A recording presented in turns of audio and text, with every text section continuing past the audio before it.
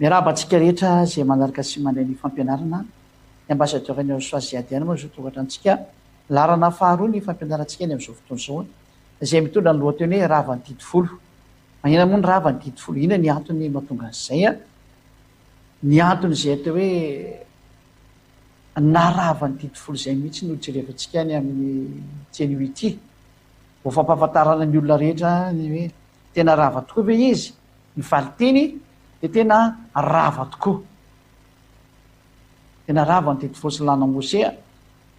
Meko antsika ny antony nahatonga an'izay hoe inona ny antony nahatonga azy vava? Fa tena rava izy. Meko antsika koa ny amin'ny farany ny antony hoe narava azy. Voalohany indrindra aloha ny amin'ny ten'Andriamanitra dia izany Yahosoa zany dia tonga ampitambatra ny jiosy sy ny jentilisa.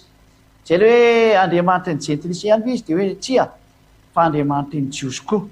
Any tonga izy ampitambatra ny jiosy sy ny jentilisa. Izay teny izay dia hitantsika arikatra amin'ny soratra masina izay vasika kely hoe Efesianina toko faharoa hoe ampitambatra ny jiosy sy ny jentilisa izy. Izay hoe famonjeko hatrany amin'ny farany tany jerevantsika teo. Raha vakitsika amin'ny bokin'ny Efesianina toko faharoa dia amin'ny andininy fahaenina ambin'ny folo any jerevantsika dia iverina indray ny amin'ny teny lalàna Mosea any hoe any amin'ny mpaminany hoe misy teny miteny an'izany ve any dia vakitsika ary. Dia vakitsika no andininy fadimy ambin'ny folo fa io ihany moa izy. Fa tao amin'ny nofo ny nandravan'ny fandrafiana dia ny lalàna nisy didiny natao tandremana. Efa tonga saina zany tsika eto fa misy didiny ravanao nefa tsika mety tsara fa tsy azo anapina ary tsy azo nisorana didy nefa tsika eto mety hoe rava ny didy nandravana ny fandrafiana dia lalàna nisy didiny natao tandremana. Mba anakambany antsika roa toto ao amin'ny tena ny olom-baovao iray ka hanaovan'ny fihavanana. Eto zany dia misy fampihavanana eto izy aleo ampihavanana, izy aleo ampihavanana satria hanaovan'ny fihavanana zany olona roa tota tsy miova tsy mitovy zany nefa no atambatra noho ny amin'ny tenany ho lasa olom-baovao iray. Zany ny sary mandeha ka raotany moa zany ataontsika sary vetivetika zany zay dia tataka an'izao ny sary tsy maintsy asitsika sary kely zany azavatsara aminareo any tokantrano any dia tahaka an'izao izy zany. Ty zany ilay atao hoe zanak'Andriamanitra zany ty izy ty. Dia ty ny hazo fijaliana ty ataontsika menamena io ty nampijaliana natonga azy nijaly io ny hazo fijaliana zany dia tato amin'ity ilany ity zany ny jiosy zany ty amin'ny sisiny eto ty. Ty ilay jiosy zany ty ny jiosy. Dia ato amin'ny ilany ato kosa zany ataontsika mangamanga ny jentilisa. Ty ny jentilisa JTL naovantsika anaran'izy zany. Na jentilisa na hoe gentil GTL izy amin'ny teny frantsay. Dia reto olona roa reto zany reto olona anankireto zany tena marina teo aloha niady ireo. Niady ireo. Zay no tonga ny teo misy dika hoe différent ty zany miady ny dikan'izay. Mbola misy felikely moa izay miady ny dikan'io mifanipaka zany. Fa rehefa tonga amin'izay Yahosoa raha tsy teo zany Yahosoa dia mifanipaka ireo. Fa ny sary faharoa rehefa tonga amin'izay Yahosoa dia niavana ireo lasa ny fampitatana amin'izay zany ireo zao. Lasa ny fampitatana izy ty zany ny première ligne zany ty fotsifotsy ty zany ataontsika hoe niady izy tamin'ny voalohany. Inona nampiady anazy dia meko anao nyvaliny fa ny didifolo sy lana Mosea nampiady an'io. Didifolo nampiady ary ny tamin'ny faharoa kosany izy nampiavana anazy dia tamin'ity kosany Yahosoa. Yahosoa.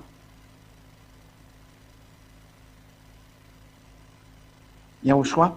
Izany hoe io sary io jerevantsika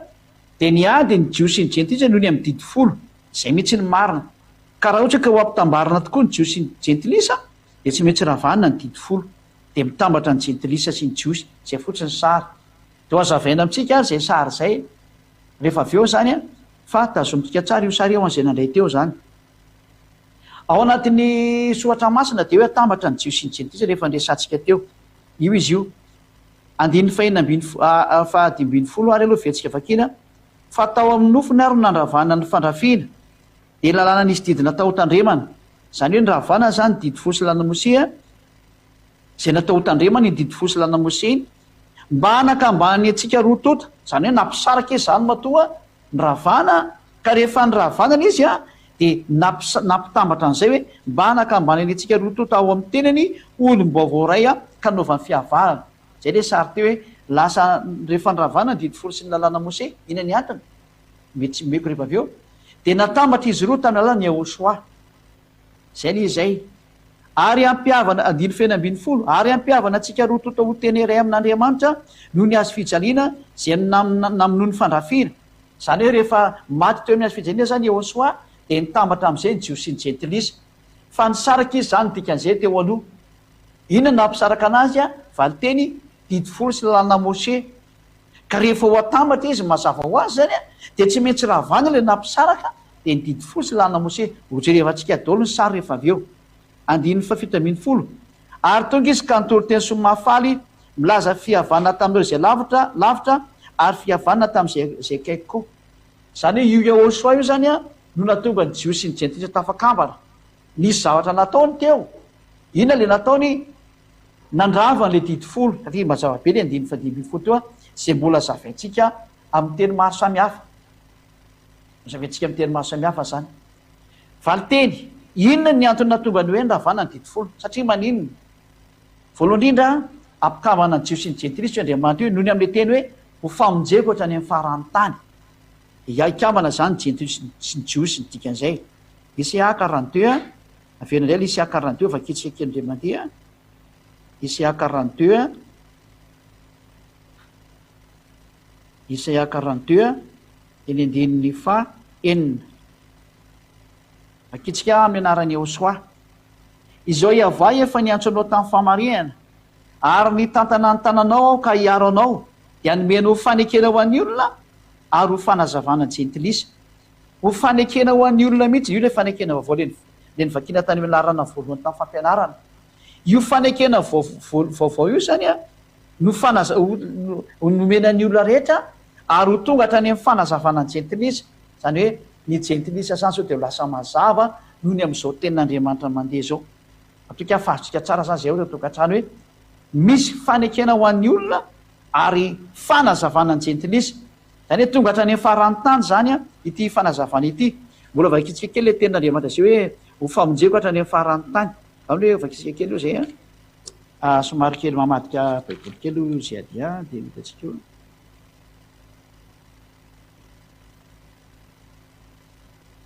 Isaia 49:6, Isaia 49:6 vakitsika kely indray zay Isaia 49:6. Mbola iverina eo ihany tsika zany ilazana amintsika hoe tena misy famonjena hatrany amin'ny farany tany. Isaia 49:6 vakitsika voninahitra dada Iavasy Yehosoa. Eno izy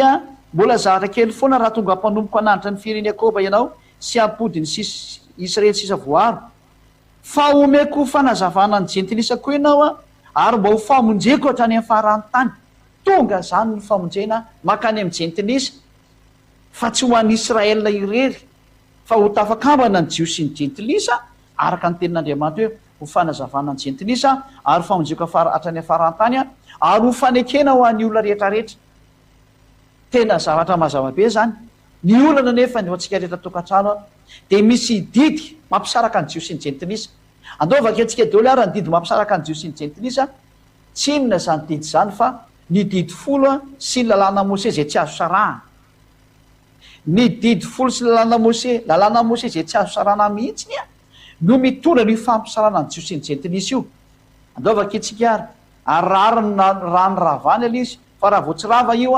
na ianao Jentilisa io raha tsy afaka mivavaka amin'ny Andriamanitra io fa vao mihainao mpanota, mpandika lalàna dia mpanota dia vao tsy makany amin'ny farihy rehetra afy sy ny solofara. Andao antsika maka an'izay teny zay hoe naninona no nampisaraka ny Jios sy ny Jentilisa ny didy folo sy lalàna Mose. Vakitsika eo amin'ny bokin'ny Exodosy toko faha 7:30 voalohany indrindra dia manompo andininy faha 1:20 tsika mamaky. Vakitsika ho voninahitra dada Iavasy Yehosoa.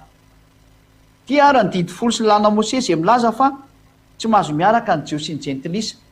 Ary ho lazaina amintsika koa fa rehefa nivakiana ara ny didy folo sy ny lalàna dia nirohana ny hafa firenena. Vakitsika daholo zany. tandremo zay andidiko an'io exodus 34 11 ka hatramin'ny 15 ino rehefa roako ialy eo anatrehnao a ny amorita ny kananita ny ety io fanekeny io hoe aza manao fifanarahana amponina eo amin'ny tany andiny fahatelo ambin'ny folo fa raha vao ny altarany torotoroany sangambato sampany ary jinjao ny aserahany zany le hoe tena poteo mihitsy ny momba anazy andiny fefatra ambin'ny folo fa tsy enkoky eo anatrehan'izay andriamanikafy ianao fa iava dia sary-piaro anarany satria andriamanitra sary-piaro izy andiny fa dimy ambin'ny folo fa andrao ianao no fanekenina amponina eo amin'ny tany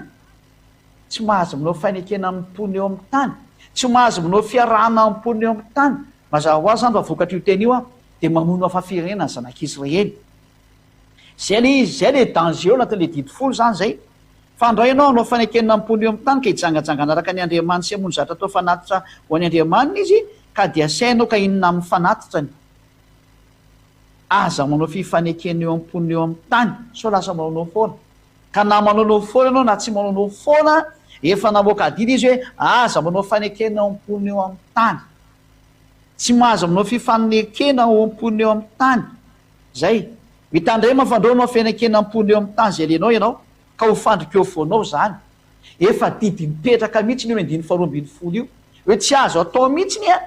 ny zanak'Israely ny israelianina tsy mahazo mifanaraka amin'ny amerikanina na ny frantsaina ny anglisy na ny sinoa na ny afrikanina voarara zany rehefa tsika mahita am'izao tsika miteny zao mifanaraka tsara ny amerikanina sy ny frantsay sy ny israelianina mifanohitra amin'ny didy folana zany e zany ny profa tsisy manaraka an'io didy itsony ny olombelo eto ambony tany efa samy miaraka manetsaketsaka an'io ary zany ny profa tsy maintsy ompiteny ty zao tontolo zao ty satria vohitsakitsaka daholo ny teny rehetrarehetra io zay mahafinarinaritra ny olona ny tazominy rehefa tsy mahafinaritra anazy ialany fivavahana tsy mandeha amin'izy tsony fa ny anjarany siadiady dia mamerionareo a iverinao amin'ny atsarana rehetrarehetra zay aloha ny voalohany zay fanaporofona hafaharoa azy noho ny am'izay teny zay a dia nydidina mihitsy ny zanak'Israely andringana ny hafafirenena zany hoe raha teo akaikinao tamin'izany manao amerikana na frantsay na anglisy na sinoa malagasy nyvonoany zareo ianao hofakitsika ara ny tenyandriamanitra ka ny bokyny Deutéronomia toko fafito Deutéronomia toko fafito amin'ny boka andininy voalohany ka hatramin'izay mahafinaritra antsika eo Deutéronomia 7 andininy voalohany sy ny faharoa zay andiny voalohany sy ny faharoa Deutéronomia 7 a 1 ka hatramin'ny 2 rehefa entiny avandriamanitra ianao ka tafiditsany amin'ny tany zay efa idiranao olovany ary firenena maro no voaroaka ny aly eo anoloananao dia ny Etita sy ny Girgasita sy ny Amorita sy ny Kanita sy ny Perizita sy ny Vita ary ny Jebosita dia firenena fito lehibe sy mahery ianao ary raha teo zany ianao frantsay dia efa maty ianao ary raha teo koa ianao amerikana dia efa maty ianao ary raha teo koa ianao sinoa dia maty ianao raha teo koa ny afrikana ianao afrikana maty koa ianao ary raha teo ianao japonais dia efa maty koa ianao fa saingy ianao tsisy teo tamin'izany fa zareo ny teo fa nyvonon'Andriamanitra daholo dia noho nge dia firenena fito zay lehibe sy mahery ianao ka rehefa voatolotsy avandriamanitra eo anoloanao ireny ka resinao a dia aringany mihitsy izy tena aringany mihitsy voanohy dikan'izany aza manao fanekena aminy verandray mandeha le teny aza manao fanekena aminy na mamindra fo aminy aza mamindra fo aminy mihitsy ny ianao andininy fahatelo apitsika fahatelo ary aza mifanambady anakaminy ny zanakao vavy tsy homena ho vadiny zanakao lahy ary ny zanavavy tsy ho vadiny ny zanakao lahy tatsika tsara amin'izany fa tena tsy mahazo mifampiraraha miafa firenena zay ny ateo didy fosy lana mose tsy azo ekena mihitsy ny hafa firenena hifanambady na hiaraka amin'ny israelianina dia tsika hoe zao tsika miteny zao firiny israelianina hifanambady amin'ny hafa firenena voahitsakitsaka io didin'Andriamanitra io dikan'izay rarina ho avy ny famononana olombelona rariny raha ho avy ny fanapitenana olombelona iomany ianao dia toy izatsika any le teny filmoa zany parantèse kely nombeko nefa misy zava-doza amin'ity tany ity fa mba tonga saina ianao dia toy izatsika amin'izay ny teny hoe rehefa misy any zany fandrianana zany dia tena misy ve ny tena fanesorana ny zanak'Israely maro ny faniliana an'ireo hafa firenena ireo dia tena misy le izy raha vakitsika mihitsy ny hoe tena aringany mihitsy izy a misy bola boky kely zay vakitsika kely amin'ny bokyny Levitikos ary a Levitikos toko faharoapolo no vakitsika kely amin'izay hoe hoe andiny faharoa amby roapolo sy ny telo amby roapolo a ary ny efatra amby roapolo novakitsika levitikosy 20-22 ka hatramin'ny 24 novakitsika keny a fa namafisana azy hoe tena mahakala hafa firenena io andriamanitra io raha didi folo io ny resanao io andriamanitra io mihitsy no mahakala anao raha vo didi folo io ny resanao levitikosy toko faharoapolo a jereo ange ny fankalana io andriamanitra ny hafa firenena enonao ange ty loko andrininy faharoa amby roapolo izy teo 20-22 ka hatramin'ny 24 zany de vakitsika amin'ny anarany aosoa de meny daholo tsika rehetra ianao zay manaraka na vahiny ianao na malagasy na fa firenena maro samihafa na afrikana na français a na amerikana na anglisy a ianao tsara ty fanazavana aty levitikosy 20-22 jusqu'à hatramin'ny 24-23 ary tandremo ny didiko rehetra sy ny fitsipika rehetra ka rao izy mba tsy andohanareo ny tany zay hitondrako anareo konenana mandoa zany io tany io raha mandika ny teny israelianina de io tanin'ny israely io ary aza manaraka ny fanao ny firenena zay foroako eo anoloanareo fa nanao zany rehetra zany izy ka dia halako zay amin'ny andiny fifatelo amby roapolo ihany ny farany 22 sy 23 raha io andriamanitra io zany no resanao io dada iava io eloheny israel de zao ny voalazany hoe halany ianao satria mpanao ratsy zava-misy zany ny tsy mpanao ratsy tam'zany de ny israelianina rery ihany ka raha ianareo zay hafa firenena afrikana amerikana anglisy sinoa japonais no ny fanena tamin'andriamanitra tam'izany fotaony zany de efa naringany koa nareo halany nareo zy ny tenin'andriamanitra ka ny zavatra hala zany nge ankalaina zany nge vonoana sy aringany zay na tonga ny bokyny Deutéronome hoe vonoa reo de aringany reo zay ny fanazavana voalohany ka noho izany inona ny toky tenenina amitsika ny am'izany sary rehetra zany donc jerevantsika ny pratikany io fa tena ndroany zanak'Israely marina nge ny ina moa ny Néhémia 13-3 vakitsika Néhémia toko 17 a nge vakitsika ty teny ty amin'ny andiny fahatelo hoe rehefa nivakina koa lalàna Mose sy ny didi folo de ndroany zanak'Israely ny hafa firenena mandroaka hafa firenena io didi folo sy lalàna Mose io zany lalàna tena izy zany fa azotsika mahita tsara fa mizotsika am'teny zao tsy misy an'zany tsony zay ny proof efa tena tezitra mihitsy io andriamanitra io kefa tena tsy minana ny teniny rehefa tsisy maratsony izy koa fa tsy mivaky aloha hamonanao izy nydikan'izay hamonanareo olombelona izy nydikan'izay zay ny eviny ambassadeur-ny Yoshua ziady aha ety ambony tany hamonjy anao zay mandre ankehitriny tena tsy ndriko mihitsy ny teny hoe hamonjy anao zay mandre a ary maromarina koa nasaina ny aino ahy ka maiza anao miainonao to nasaina ny aino ahy ianao a anisan'lay hovonjeny ianao a de aza miaraka am'lay olo efa manolotra ny tena no faty makany amin'ny elo toatsika ny teny ary Néhémia 13-3 ary rehefa reny olona ny lalàna dia navahany hiala tamin'ny Israely a ny olona hafa firenena rehetra zay navahany niala tamin'ny Israely ny olona hafa firenena rehetra izany hoe raha voavakina zany ty didi folo ty sy lalàna Mose zay tsy misaraka de mandroaka mihitsy ny zanak'Israely roany ianao ny lalànany israelianina mihitsy ny manao an'izay ka atahoana moa zany ny ampitambatra ny jio sy ny jentilisa zany raha io lalàna mandroaka hafa firenena io satria raha voavakina ny didi folo sy lalàna Mose zany hoe raha ampiarina ny didi folo sy lalàna Mose a de tsy maintsy mamono anao hafa firenena izy nateo hafa firenena de ny olona akoatran'ny israelianina nateo hafa firenena raha ny soatra masina ny resaha raha vo misoatra baiboly zany resahana de nateo hafa firenenao a de ny akoatran'ny israelianina zany hoe ny frantsay ny anglisy ny afrikana ny comorianina ny malagasy ny japonais ny sinoa ny vietnamianina ny australianina frantsay nizaniza zany dia hafa firenena daholo reny fa ny tsy hafa firenena kosa dia ny israelianina satria izy ny tompon'le teny atahoana zany ny mampitambatra andreo satria raha vao mitazomina ny didi folo sy lalàna Mose de mandroaka hafa firenena ny didi folo sy lalàna Mose voaroaka reo atahoana zany ny mampitambatra anazy iny le sary mieky atsika hoe jereo am'izay nge le sary io le sary io raha vao vakina zany ny didi folo io hitatsika io a dia misaraka ny jio sy ny jentilisa raha vo io didi folo io de nataony Ôsoa zany a novonoana le didi folo teto am'ty azo fijaliana ty a nampiakarina teto am'ty azo fijaliana ty le didi folo ty le didi folo na lefa teto nampiakarina teto le didi folo a de nyvonoana teto le didi folo de nytambatra ny jio sy ny jentilisa eo ambany io raha tsy maty zany didi folo sy lalàna mose io a tsy afaka mitambatra ireo satria voasaka an'izay lalàna zay ka raha ho atambatra Ôsoa zany jio sy ny jentilisa de tsy maintsy vonoana ny didi folo sy lalàna mose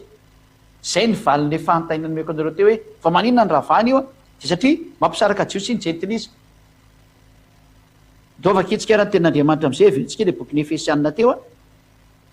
Efesianina de 15 de ovakitsika amin'ny dika teny maromaro iotantsika mihitsy fa tena sefer Torah io teneny Efesianina de 15 loaza ave koa ny atao ina moa dikany teo Torah zany Efesianina de 15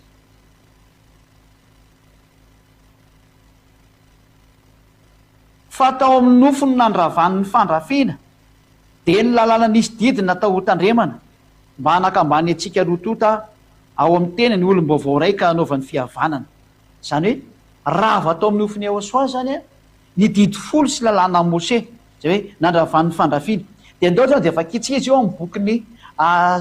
Sefer Torah ny Jiosy ny atao hoe Sefer Torah de bokyny lalàna na le bokyny Jiosy zany de ny soratra masina soratandreo Jiosy Hebreo reo a de tsika moa manana tena marina de vokatsika ato izy a ty lay baiboly Jiosy ty zany amin'ny teny Hebreo amin'ny teny Anglisy moa de zao ny titrate hoe the aleph and tau Messiah means are for all mortals to repent and to fulfill zay moa zany solotrato a de tsika moa tsy de maky an'izay fa le Efesianina de 15 no vakitsika ity moa zany de baiboly Hebreo le izy zany hoe itamassia.com zany que Bible comme Hébreu itamassia.com zay zany izy zay zany ho an'ireo zay mamaky an'io a fa meko an'ireo le anaran'izy teo a afeko indray mandeha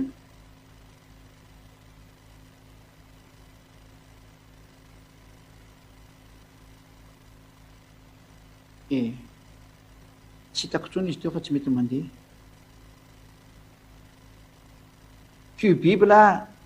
Bible itamassia.com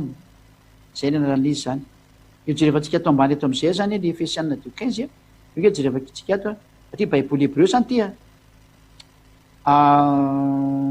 Efesianina izy moa zany ty Efesianina Sefer Efesim moa filazany azy ato amin'ny bokyny hoe Sefer Efesim zany hoe Sefer Torah ihany zany moa sa bokyny lalàna ny dikany zany fa teny nakany amin'ny Efesianina ny dikan'io teny io zany toko faharoa de telesaritsika kely a enregistritsika kely a de andiny fahadiambiny folo vakitsika hoe Efesianina de 15 somary misy teny Hebreo moa ato zany fa de anjaratsika no mihaino fa ezako vakina araka ny izy zany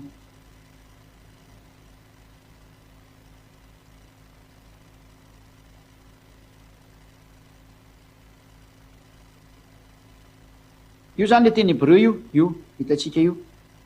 ireo lavabe reo teny Hebreo a reo a ito moa zany le Torah efa hito aketo ty fa aloha toizatsika am'izay le famakina ny teny zao de ny dikan'io teny Hebreo zany ty ny fandikanana azy babatlo hayeba bibsaro et Torah hamitsot vahakotrokot libro atreo ihany de ampy atsika zay nafso etasnaim ladam etradash vayas shalom de nijerevantsika zany le teny eto hoe Efesianina de 15 io a Efesianina de 15 io hoe babatlo hayeba bibsaro et Torah zany tena resany eto ka ny Efesianina de 15 io de laza hoe rava ny lalàna ka Torah le rava eto zany ka ny Torah moa ny hoe lalàna Mose tsy ny didi folo na hoe ny didi folo sy lalàna Mose zany hoe ny ao anatin'ny baiboly Hebreo de milaza mihitsy fa ny Torah ny rava zany tsy misy idirany hoe ny fandrafiana ohatr'izao ary fa ny Torah mihitsy ny rava de vakitsika amin'ny teny Anglisy ndray izy a Ephésiens 2:15. Ephésiens chapter 2 verse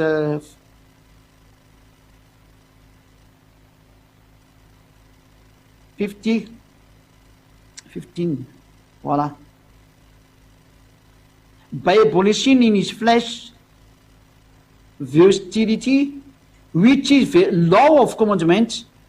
tena lalàna mihitsiny ao anatin'ny commandement. Nefa tsika amilay voany jerevantsika tamin'ny fampianarana tao amin'ny numéro 1 fa tsy azo anao ampiana, tsy azo any esorana ny didy fosy lana Mose, fa boky ray no misy anio dia tsy azo anao ampiana, tsy azo any esorana. Tsy misy an'izany hoe ity lalàna ty anasorana atao, tsy azo atao zany. Tsy isy atao hoe ity lalàna ty anampiana kely ao, tsy azo atao an'izany io didy fosy lana Mose io, fa tsy azo anao ampiana io ka tsy azo any esorana ihany koa. Fa ny voalaza ato zany dia hoe lalàna mihitsiny la loi des commandements mihitsiny noho ny ravana, mpiana zany raha tsy ny tena ny fotobeny mihitsiny dia ny didy fosy lana Mose. Zay natonga ny tena Andriamanitra voalaza mihitsiny ato araka voalaza ato hoe torate, et torate, zany hoe Torah mihitsy no rava araka ny Ephésiens 2:15. Lovaketsika eo fa Ephésiens 2:15 misy an'io so nareo miteny hafa io Ephésiens 2:15 io loka vakiko ny ato ambony ato hoe boky ny Ephésiens ato so nareo miteny hoe tsy izy io Sefer Ephésim, Ephésiens chapter 2, Sefer Ephésim chapter 2 dia hiditsy am'izay tsika tika hatramin'ny verse 15. Voilà. Ohatrany hoe ohatrany sady teny gasy ny teny frantsay ny teny anglisy ny ataonao tsy mampanininy zany fa mampianatra kely zay adia dia zay aizanao anazy ny tena important io izy io bebatlo hayaba bibsaro et torate. Voilà, io izy io lay Torah mihitsy ny zany rava ny dikan'izao raha ny ten'Andriamanitra ny jerevana. Io zany lazaina amintsika rehetrarehetra pahabe maso fa tena rava ny Torah, fa raha tsy rava io dia tsy afaka mitambatra ny jios sy ny jentilisa. Voilà, lao tsika ary hijeryn'ny sary am'izay zany aventsika am'izay le tableau teo le misy an'ilay saritsika zany. Raha vao tsy rava zany ny didy fosy lana Mose dia tsy tafaraka ny jios sy ny jentilisa. Dia ataontsika zany ny sary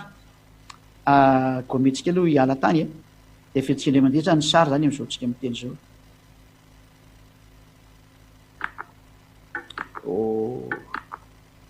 Asa misy kisarisary indray mivoaka ry teknisianina zao tsika ireo amafandrizy dia fetsika ny sary zany voalohany zany jios sy ny jentilisa ataontsika sary. Raha mbola tsy tonga zany ity zany ny jios ty matavy be.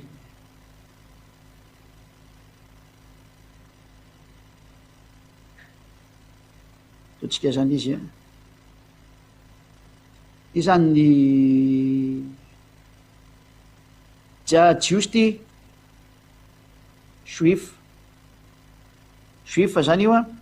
dia ty ny jentilisa ataontsika mangamanga. Ty zany izy ty zany jentilisa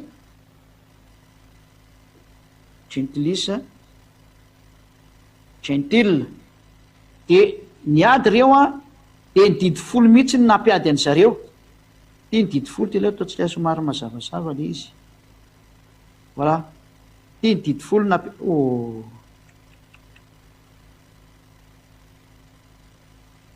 tia ny didy folo no nampiady anazy.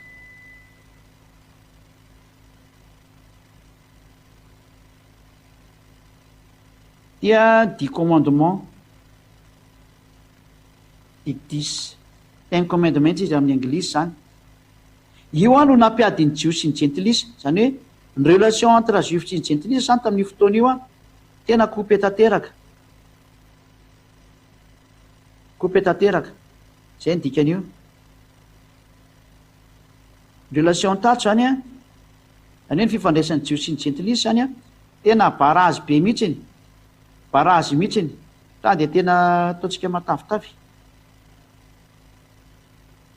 ta dia tena hoe tapaka mihitsy zany iny, tapaka mihitsiny, coupé noho ny amin'ny didy folo tsy mifandray mihitsy ny jios sy ny jentilisa. Sary voalohany ty zany première schéma zany ty ataontsika hoe numéro 1 ty zany numéro 1 ty.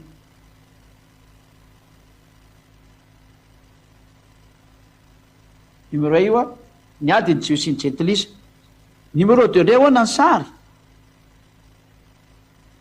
Numéro 2 indray ny sary ohatrany ahoana ny sary. Indray nitsangatranga tamin'ny numéro 2 vonoiny eo soato ambony azy fijaliana nina moa ny didy folo sy ny lana mose. Petraka amin'izay zany ny azo fijaliana eto a. Ty ny azo fijaliana. Lasa de ny antony teo Yahosoa zany. Tsy hitantsika hoe ty Yahosoa ty. Ny antony teo Yahosoa. Ty Yahosoa ny antony teo a. Io Yahosoa ny antony teo zany io menamena kely io. Ty ny atao hoe Yahosoa. Ary Yahosoa ny nandravana io fa tsy Jesosy zany, Jesosy zany tsy nandravana io zany. Sady tsy mahay an'izany izy. Yahosoa ny nandravana io a. De rava teto ny didy folo sy lana Mose. Fotika teo le ty maromaron ty zany nifantsika teo. Ataoko kely izy. Ty zany didy folo sy lana Mose ty a. Iny soratra iny a. De ny vonoiny Yahosoa teo a. Ataontsika croix menamena. Ataontsika croix menamena mihitsy izy a. De rehefa ny vonoina zany ty didy folo sy lana Mose ty. De nitambatra an'izay ny tiako atongavana eto ny fandray tanana ny jiosy sy ny jentilisa. Zay ataontsika sarisary farany eto a. Ty amin'izay ary ny jiosy a. Fa ny fandray tanana. Ty ny jiosy a. Fa ny fandray tanana tamin'ny jentilisa moa zay mangamanga tanora no rotsika anazy. Fandray tanana tamin'ny jentilisa. Ty juifa, ty jitel, gentile zany dikan'io. Gentile dia ato kosa ny juifa. Ty juifa.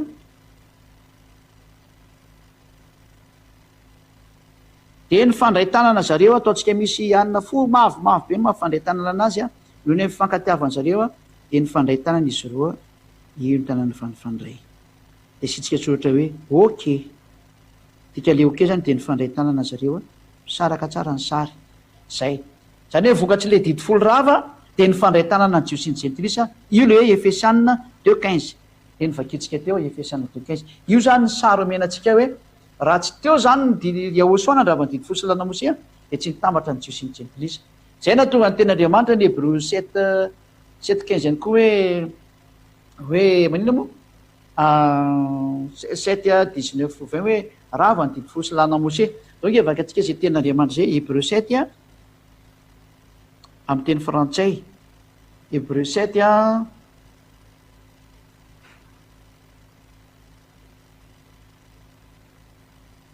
Hébreux 7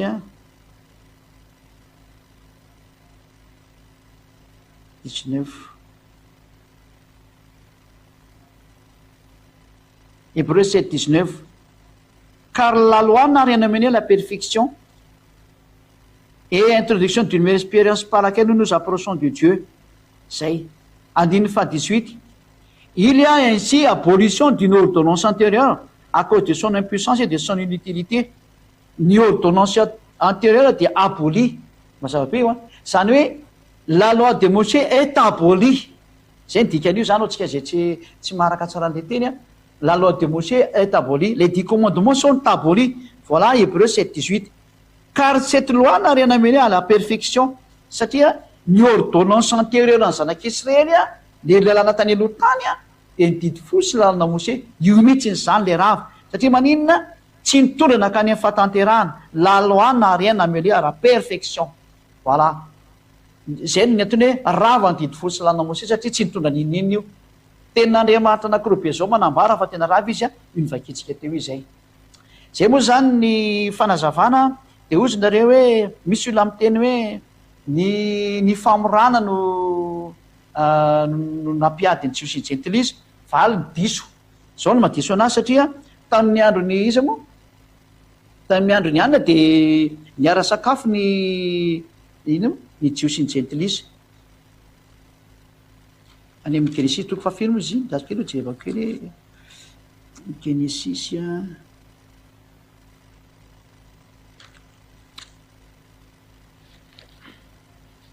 somary jerevana kely zay ten'Andriamanitra zay. Iza moa mahita an'izay ngina.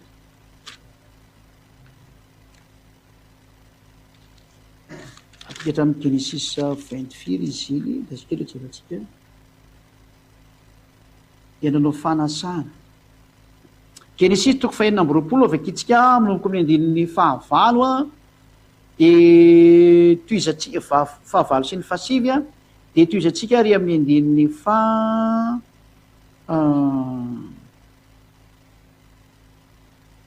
26 a ka hatramin'ny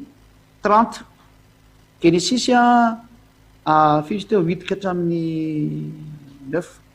zay Genesis 8:9 de 26 ka hatramin'ny 30. Noke avakitsika le zay teny zay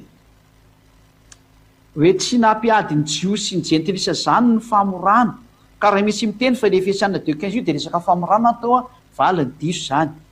Tena zavatra tena famonoana olona zany ary tena resaka lainga mihitsy zany tena famitana. Genesis 26 izy teo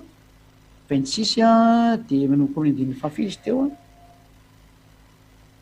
6 ka hatramin'ny 8 ny vakitsika zay aloha ny voalohany. Ary Genesis 26 6 ka hatramin'ny 8 zay hitantsika eo zany. Ary Isaka de nitoetra tao Gerara ary ny lehilahy tompon-tany nanontany ny amin'ny vadiny ary izy anabavika izy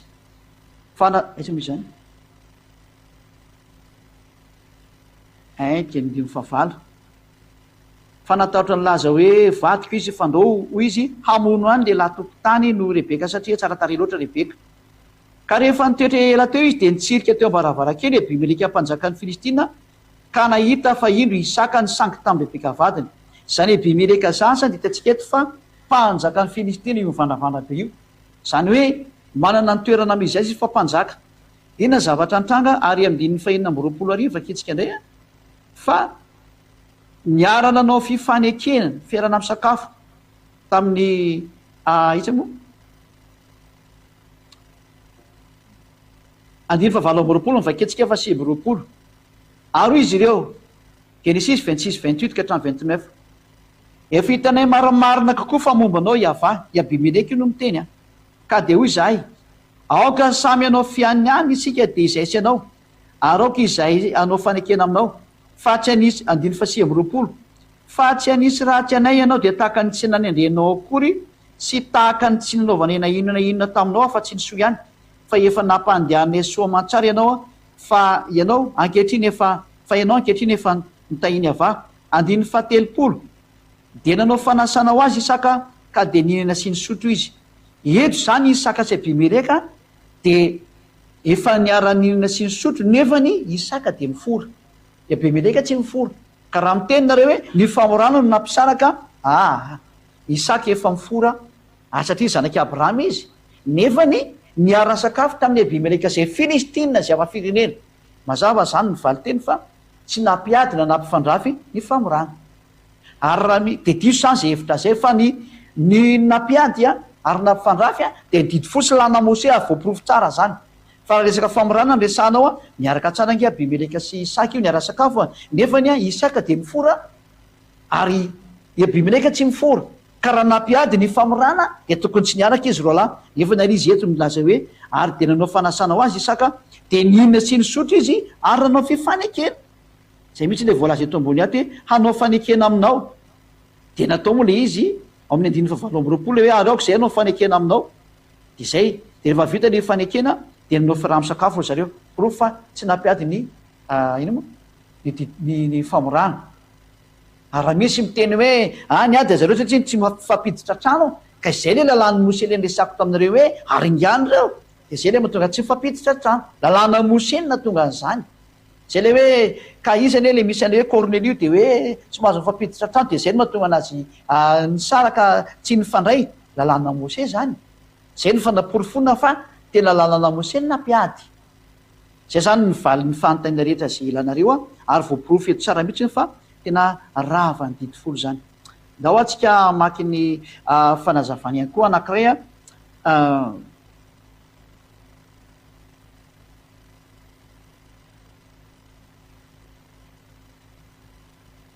misy tenin'Andriamanitra ozy izy ny olona hoe mahafoana lalàna amin'ny finoana ve hotsika sa de hoe sanatria zany ka hoana zany no ravan'le didy folo sy lalàna Mose nefa hoe mahafoana lalàna amin'ny finoana ve tsika de hoe sanatria zany fa vao miay mampiorina azy tsika Izany teny zany de tsy midika akory fa hoe foana lalàna hoe raha mihitsy ny finoana de rava ny didy folo tsy izay mihitsy ny izy fa ny fisian'lay didy folo mahafaty mihitsiny a no mampiorina n'lay Yahosoa izay inoana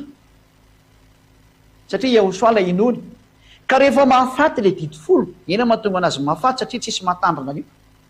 azay no namonoana Yahosoa anazy moa mampiady any Jiosy ny Jantilisa de ny vonoan'Andriamanitra zay moa ny tena antony namonoana anazy ka rehefa ohatran'izany ka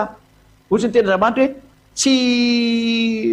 tsy mahafoana lana fona le ao Israela ny tsy foana fa ny fon'ny Yahosoa mipetraka aty amin'ny Yahosoa ty foana ngeny izy ao amin'ny Yahosoa ny foana ny didy fosilana osy fa ny ao Israela mipetraka foana izy da ndray ataontsika sary lay zay sary zay teny zay aloha de hitanareo tsara ny fanazavana azy hoe moa ve foana lalàna noho ny amin'ny finoana didy fosilana mose zany de valiny de zao mitsika reny sary ty Israela ataontsika sary eto ty Israela zany ty Israel no sary boribory dao zany nareo ny an-trano ao no mihaino radio de io Israela ao anatin'io Israela io ny didy folo efa mipetraka ao anatin'io ary tsy za akory nanalany io tao a mbola ao io mandrak'androany eny zareo ao didy folo io fa rehefa hiaraka amin'ny Yahosoa ianao vao mialamy io zay ny teneniko taminao kosa zay a ty ny didy folo ty na le 10 commandement de ty Yahosoa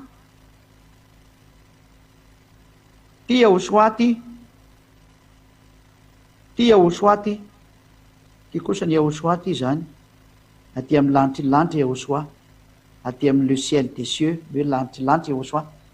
raha ny olona raha ohatra zany misy olona ty zany le jitel zany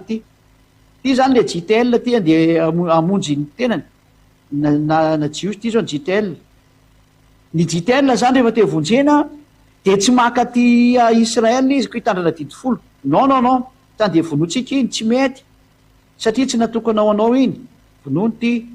fa izy kosa zany rehefa te vonjena de makany amin'ny lanitra makany amin'ny Yahosoa izy a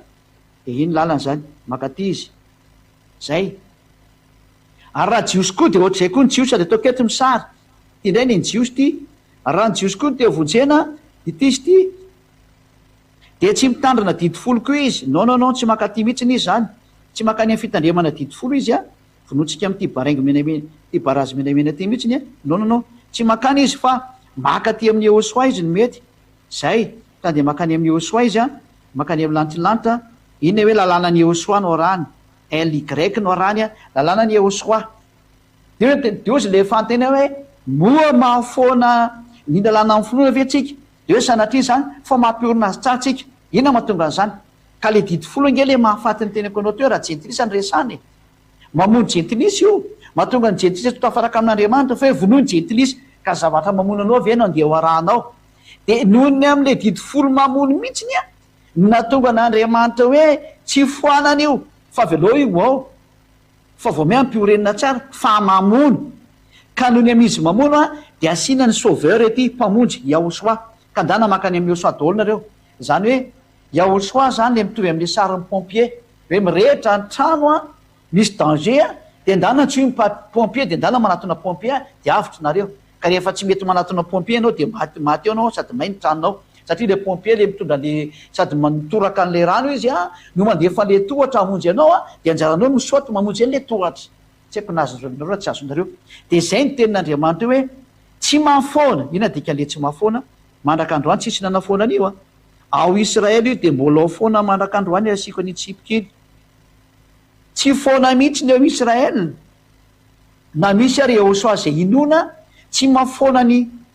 noho ny amin'ny fonan'ny Yahosoa de tsy foana ny didy folo satria maninona lasa tsy mitombona koa nge ny fisian'ny Yahosoa raha mahavelona ny didy folo e atao inona ara moa zany ny ohatra atao inona ny pompier ohatra ka tsy mirehitra ny trano tsy ilaina nge le pompier fa matoa ilaina ny pompier misy trano mirehitra ao de misy olona tokony avotanao ivoaka tao a de ilaina ny pompier mandefa tohatra sy mitifitra amin'ny rano de ohatran'izay koa tsy ilaina mihitsy ny Yahosoa raha ohatra ka tsy maty ny olona amin'ny didy folo io ka raha vao ohatrany hoe tsy mahafaty ny didy folo de tsy misy lavana ny Yahosoa kanefa hitantsika fa tena maty mihitsy ny jentilisa hatratr'io didy folo e ary tsy afaka mitambatra ny jiosy ny jentilisa ka nohony amin'izy mamono jentilisa zay a de zay le hoe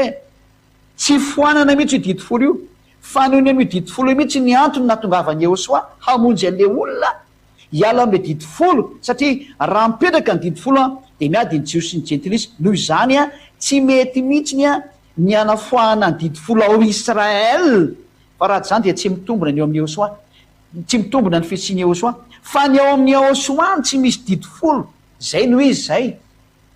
de averiko tsara ny teniko hoe moa mahafoana ny didifolo ve ny fonany Jehosoa de hoe sanatria zany ny antony sanatria de zao hoe tsy foanina mihitsy ny didifolo ao Israel satria io le mamono a ka rehefa te andositra anao tsy ho faty de dana manaton'ny Jehosoa fa raha tsy mahafaty eo a de tsisy tokony anatonana ny Jehosoa fa noho ny amizy mahafaty a de dana manatona ny Jehosoa de zay la hoe raha atao amin'ny Jehosoa indray tsy misy tokony andehanao amin'ny Jehosoa raha ohatra ka tsy mahafaty ny didifolo mahafatytsika indray izy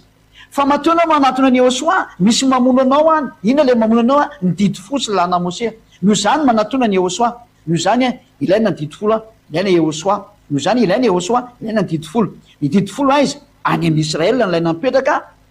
rehefa teo vonjeny aza manatona an'iny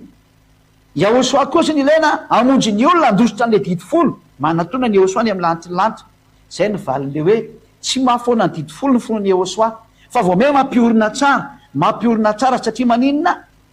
io no milaza fa misy mamono anao ao a de ny didifolo ka andana mandositra any amin'ny Jehosoa ny dikan'izay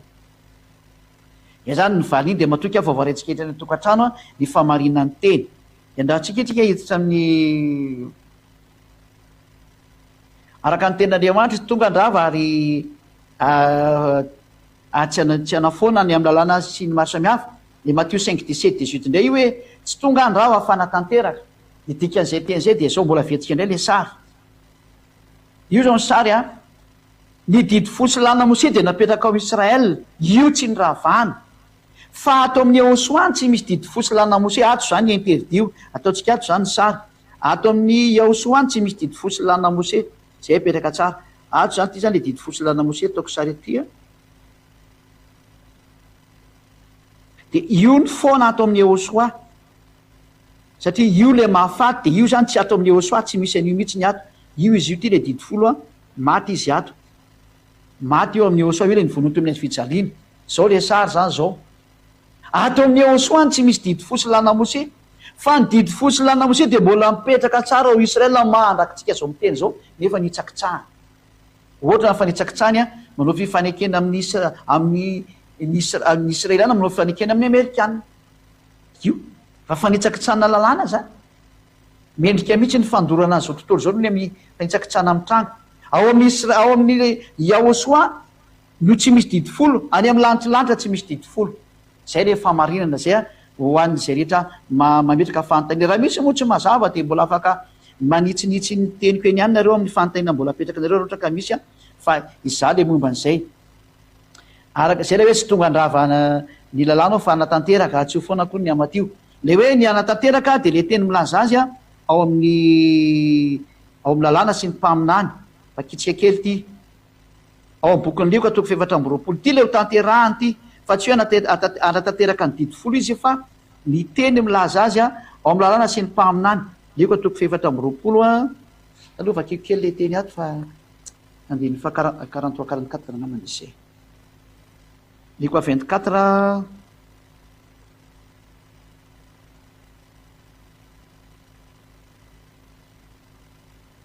Lioka 24:44 ity le tsy maintsy ho tanterahana eo izy taminy zao ny teniko zay nolazaiko taminareo fony mbola atao aminareo fa tsy maintsy ho tanteraka zay rehetra nano ratana teo amin'ny lalàna Mose sy ny mpaminany ary ny salamo ny ho tanterahany Jehosoa zany a de le teny milaza azy teo amin'ny lalàna Mose tahaka hoe tsisy tapahana ny taola sy ny mpaminany za zany teraka ao atsika reny le hoe teraka ao Betlehema manjoty izy reny le izy ary ny salamo ary ao amin'ny salamo le hoe ary ny akanjoko de nanaovana filokana ka de zay nanaovana filokana ny akanjony zany zay le teny milaza anazy a ao amin'ny lalàna Mose raha ao amin'ny lalàna Mose moa de nivoaka tao koa ny anarany zay taony ny voanarany hoe Jehosoa avy eo amin'ny lalàna Mose ao ny teny milaza azy zany hoe le teny milaza azy a de nivoan'ny anarany ao amin'ny lalàna ary hoe tsisy tapahana ny taolana ao amin'ny mpaminany le hoe naterahany sy momba azy hoe Betlehema ny Jody izy ny teraka tsy ny maro samihafa ary hoe nisy feo taorama rely ny tomaniny zanana reny ary ny salamo ale hoe nanaovany filokana ny akanjo ohatra telo reo nomeko atsika fa be deabe le izy reo le tenyny tanterany fa tsy kony hoe nanatanteraka ny didifolo izy tsy misy an'zany tsy misy ahosoana nanatanteraka ny didifolo zany le zanak'andriamanitra tsy misy zany fa ny teny milaza azy amreo lay mitantarany momba anazy hoe tonga ao amin'ny ronam-boky anao ny sitraponao andriamanitra reny le tanterany reny araka bokyny salamo hoe ony hoe zao niteraka anao androany de iny ahosoa le teraka reny ny teny milaza azy salamo reny reny ny tanterany hoe nateraka ny virjiny izy izy tonga io reny teny reny no tanterany fa tsy kony hoe nanatanteraka ny didifolo izy izy mihitsy niarana nitsakitsaka ny didifolo tamin'ny andro sabatany e rovakitsika ny tenin'andriamanitra hoe tamin'ny andro sabatany izy no nanasitrana le lehilahy mararany parelisisy raha vakitsika ny bokyny aiza moa bokyny oadray bokyny Isaia Jaona zafady indrindra Jaona toko fadimy rahantsika mahita eto hoe nitsakitsany eo soangy ny sabaty ary etrany amin'ny dada iavarana nitsakitsaka an'io koa Jaona toko fadimy de vakitsika manomboka ny andininy fito ambin'ny folo lolo vakitsika amin'ny andininy fahavalo fahavalo ano sabaty Jaona toko fadimy andininy fahavalo sy ny fasivy io hitatsika eto mihitsy ny hoe io Yahosoa le zanak'andriamanitra maro antony soatra masina inge ka nanitsakitsaka ny sabaty ary nabataita olona tamin'ny andro sabaty antika zay Jaona toko fadimy andininy fahavalo hoy Yahosoa taminy mitsangana eto ny fandrianao ka mandehana ary miaraka tamin'izay de sitrana lehilahy ka nitondra ny fandriany de lasa nandeha izy ary sabata asany amby zany ny bata entina tamin'ny andro sabata zay fady indrindra ity lehilahy ty ary Yahosoa ny nampibata anazy zany hoe naniraka olona nanonao foana Yahosoa raha am'zany evo zany ohatra ka nitamina sabata izy nefany zany nobidika fa tsy mitamina sabata izy tsy ao anatin'le fanakena didifolo izy nidikan'zay ary mbola mafitsika indray ny ry amin'ny fito ambin'ny folo arifa tena izy sy ny dadany mihitsy no miasa ao anatin'io fanaovana sabata io eny hoe nge Jaona 5:17 fa Yahosoa namaly azy io hoe ny raiko miasa mandraka ankehitriny ary za koa miasa zay eto zany ny tena marina ny ten'andriamanitra de miteny mihitsy ny hoe dada iavasy Yahosoa de miasa amin'ny andro sabata mazava be io teny satria tamin'ny andro sabata no nanasitrany an'le lehilahy ary hita marina fa tena tsy mitandrina sabata izy eo dikan'izay mahitsy be le teny tsy hoe mivana zany sabata aiza koa misy didy miteny azy vana io nga tsy aizao le teny hoe tsy azo anampina tsy azo any esorana tsy misy fahefana mazo mamany io zany na le zanak'andriamanitra le niteny voinamina reo to hoe toko sy andininy Matthieu 5:18 hoe tsy misy ho foana koa ny amlalàna na literne teny tsoratra ray azy zany hoe tsy azo foanana mihitsy nio zany zay no tonga namiteny hoe any Israela ihany ny azo apetraka fa ny ao amin'ny Yahosoa kosa io ny rava le izy satria maninona rehefa tanteraka de rava le izy dondre vaketsika hoe tena rava ve io satria tanteraka mahazava be fa tena rava mihitsy ny izy do vaketsika hoe Matthieu 5:18 Matthieu 5:18 ny manam-poro fa tena rava mihitsy ny izy ity teny ty nge vo mainka tena raha zany reo tsy mamaky an'ity fa mamatsonareo nge ty teny ty Matthieu 5:18 zao lazaiko aminareo marina de marina tokoa mandra-pafoana ny lanitra sy tany de tsisy ho foana koa ny amlalàna de mitera raiza na tendry tsotra raiza mandra-patateraka izy rehetra elo hoe nazavaiko hoe tsy foana mihitsy lalàna ny Mose sy ny didifolo fa mipetraka tsara ao Israela mihitsy izy manraka androany ary natokanao any Israely izy ary tandremany Israely anina manraka androany ary any Israela fa tsy azo letena te Madagasikara na ny France na ny Angleterre satria didy de hoe ao Israela ihany io ka rainao moa zany miady hevitra ny am'zany de fa tsy mety nge satria tsy natokanao anao ke divanao zay hoe le valy teny fa ny teny kotsiny izy hoe tsy ho foana akory io mandra-patateraka izy rehetra zany hoe rehefa tanteraka kosany de foana rehefa tanteraka de foana ka ny fitiavana ny fatanterahany lalàna tsy misy manana fitiavana lehibe noho izao izy Yahosoa oe vaketsika iny any amin'ny Jaona 15 angambany izy iny hoe tsy misy manana fitiavana lehibe noho izao oe jerevantsika kely somary jiavetsika jerevana kely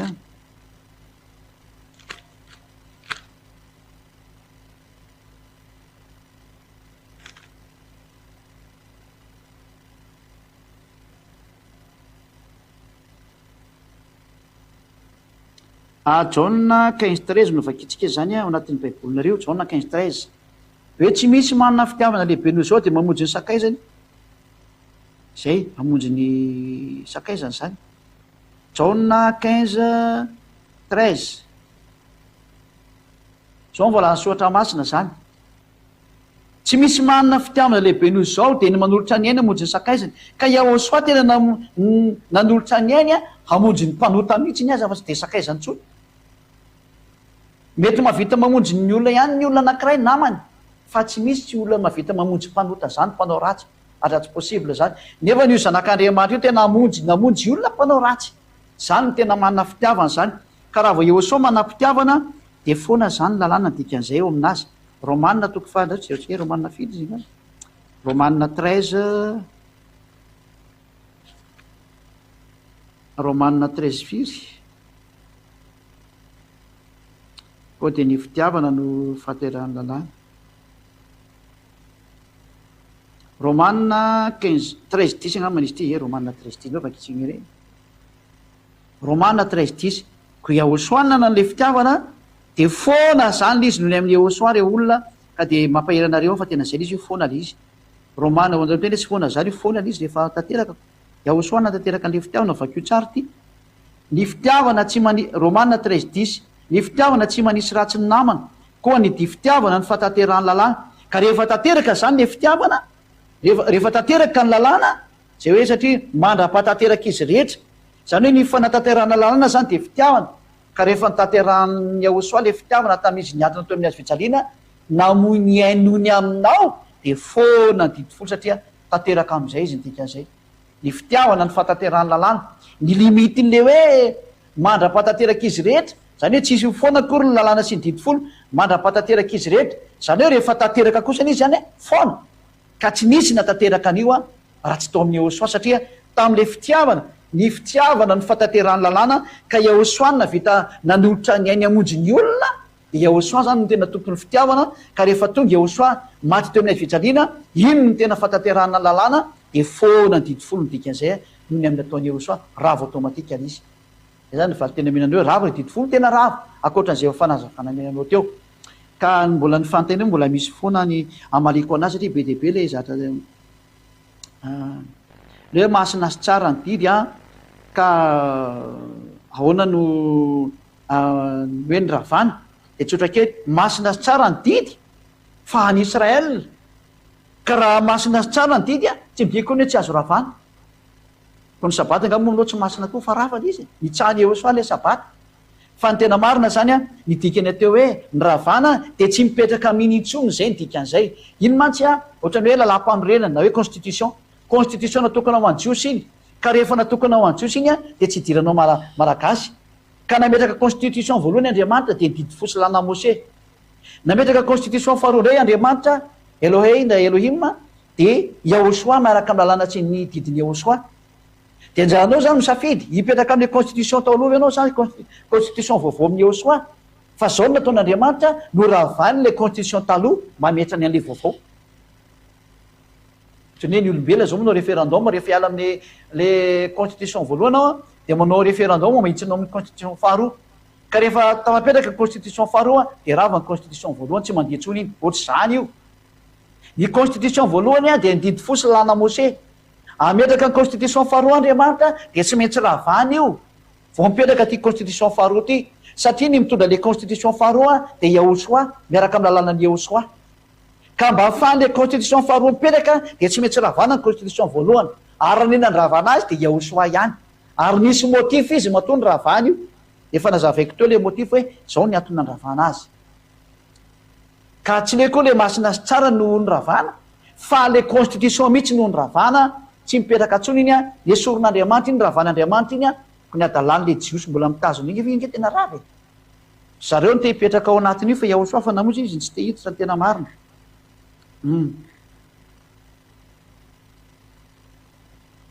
Ohatrany teny Andriamanitra hoe tandremo ny didy. Ty indray dia miresaka any amin'ilay olona Israelianina samy Israelianina. Hoe tandremo ny didy ka samy Israelianina no miresaka ireo. Raha nanontany zany le Israelianina hoe ahoana ny ahoana ny ataoko ny azoko fiainana mandrakizay dia hoe le zanak'Andriamanitra hoe tandremo ny didy. de ozy le olona hoe manino Ehosoa no teny an'izay tsotra ny antony le didy nytenenina tamin'izany de didy ho an'ny Israely ihanyny ary satria mbola tsy vitany hoe Kalvaria ka ny mipetraka tamin'izany fotoana izany de mbola nalàna ny Moshe de ndana tandremo io zay fotsiny ny valiny fa raha vao vitany Ehosoa ny Kalvaria izy miantony miazo fijaliana de maty iny ary manaraka ny Ehosoa amin'izay ianao reny vaninandro reny de vaninandro mbola tsy tanteraka ny famonjena de mipetraka ny didy folo ny zanak'Israely fa raha vao vita ny famonjena teo Kalvaria miantona tamin'ny hazo fijaliana Ehosoa de rava daholo reny ka tsy mipetraka ntsony rehefa nitsangana tamaty Ehosoa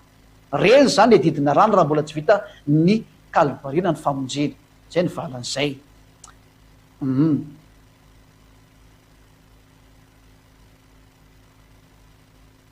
raha ny zanak'Andriamanitra miteny hoe tandremo ny didy de mbola araka lazaiko teo hoe raha mbola tsy vita Kalvaria de mitandrina an'io ry zareo tandremo io fa natokana ho any zanak'Israely mantsy io tsy azo dikaina zay fa rehefa vita kosa ny fametrahana ny fanekena vaovao de tsy maintsy miala am'izay le fanekena taloha de didy fosiny lana Moshe tsy maintsy miala io tsy driko mafy mihitsy zay zay ny nandravana azy ary efa meko daholo moa ty fa nandravana azy teo mampisaraka any Jiosy am'jintilisa io de zay nanapiten'Andriamanitra iny constitution iny ao anatin'ny constitution misy didy be deabe ao anatin'ny constitution anankiray ka izy tsy nandravandrava le didy tsikelikely fa le constitution ray amanontolo ny arany mpiteny mba ametrahana le constitution vaovao zay misy didy be deabe koa anatiny eo zay le hoe tsy maintsy ndravana ny voalohany de mba hipetrahany le faharoa zay hoe mba mandravany voalohany izy mba ampitoerana ny faharoa zany taony tika andreniteny reny doke avakitsika izy teny zay araka ny bokyny Hebreo toko 9 ve mandravany voalohany izy mba ampitoerany an'le faharoa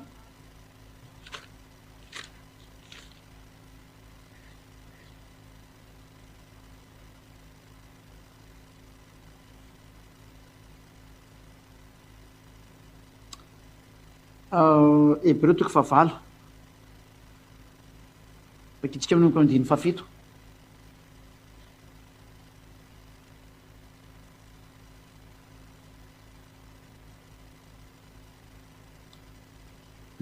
azokely aloha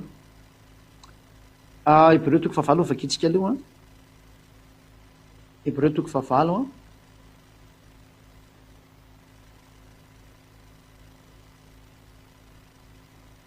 Hebreo toko 9 sady misy fantena petraky ny olona moa zany amin'amy zao direct be zao de tsy mihina fa mety be izy de valitsika io ihany araka an'io izy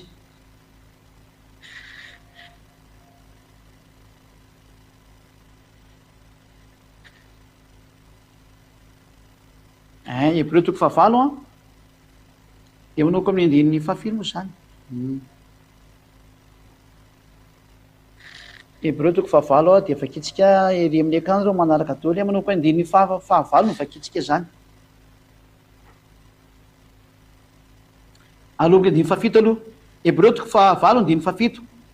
fa raha tsy nanantsiny zany fanekena voalohany zany de tsy mba nisy fitoerana notadiavana ho an'ny faharoa nisy tsiny zany le didy fosiny lana Moshe reny le zazavaiko aminareo reny le tsininy hoe tsy natanteraka na inona na inona nampanotany olona tena marina le izy fa ny atao amin'ny Ehosoa kosa efa meko sady ny valiny fa tsy manoteny tsozy atao amin'ny Ehosoa aloha de efa meko anao zay lesona amin'ny manaraka zay any mety any amin'ny fahefatra na fahadimy any zay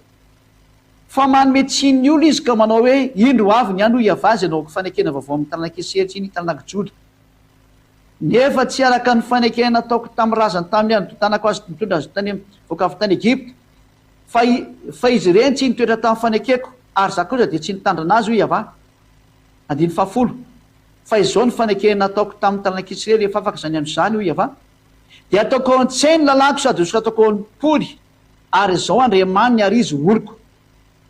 zay ary samy tsy ampianatra ny namany sy ny ralany avy izy ka anao hoe malalana Andriamanitra de iava zany fa samy alala avokoa izy rehetrarehetra atreto aloha de tsy misy olona hoe mitandrina didy fo de lasa mahafantatra an'Andriamanitra hatramin'ny fony raha mahafantatra an'Andriamanitra aloha de tsy mpanao teny intsony zay ny tena mahafantatra an'Andriamanitra eto nefa ny teny hoe mahalalana Andriamanitra ka ny olona mahalalana Andriamanitra zany de tsy manao teny intsony zay ny zay mazava zany fa tsy didy folo io resahany io hatramin'ny kely indrindra ka hatramin'ny lehibe indrindra fa mindra fo amin'ny tsy fahamarinana io ary tsy hotarovako intsony ny fahotany ary amin'ny anaovany hoe vaovao dia nataony fa efa ela ny voalohany fa izay tratra ela dia fa manina zay fa zay efa tratra ela sy miantra dia fa mativa bilevina askele misy teny tiako jerevana tsy fotany tsitako izy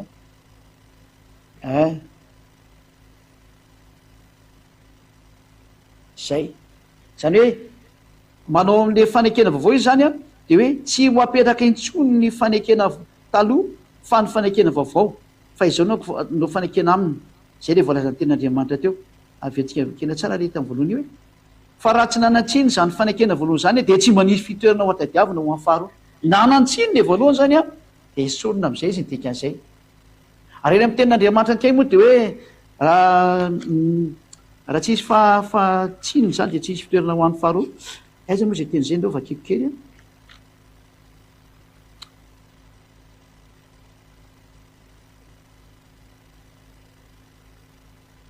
misy ny teny zay moatsany hoe fa raha tsy nanatsiny zany fanekena zany de tsy misy fitoerana ho any aiza moa izy teo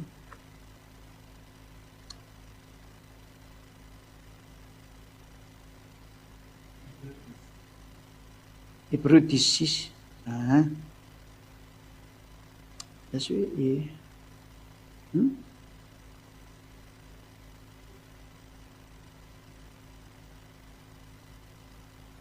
zay Hébreux 10:8 Hébreux 10:8 rehefa nolazainy hoe tadiovakeko eto ilay izy aleo aleo to ato lasa oziny hoe io ve mazay mijery am'le télé de tsy ande mamaky anazy ery ohatra lasa maika be tampoka ny tena mariny zay ao ataoko miadana indray Hébreux 10:8 katrany am'zay farany 14 zany angambany dahoary rehefa nilozany teo hoe ny fanatitra latratra sy ny fanatitra hoany sy ny fanatitra jora sy ny fanatitra ny ota ila tao anatin'ny didy folo zany de reny terana araka lalàna ireny no tsy ilainao ary tsy hitrakao de ho indray izy ity ao tonga anao ny sitraponao manaisitra ny voalohany izy mba ampitoeran'ny faharoa zay zany hoe nesorina ny voalohany a le didy fosy lana mose zany de tsy azo anapinda tsy azo nesorina rehefa nesorina zany ny fisoronana rava daolo ny didy fosy lalana mose izy ny dikan'izay satria tsy azo sarahany reo ka raha matoa nesorina ny fisoronana miala daolo miara-maty hatrany amin'ny didy fosy lalana mose mbola tenin'Andriamanitra keo fa milaza fa maty amitsika le didy folo fa fanazavana fotsiny ity manaisitra ny voalohany izy mba mitoerana ny faharoa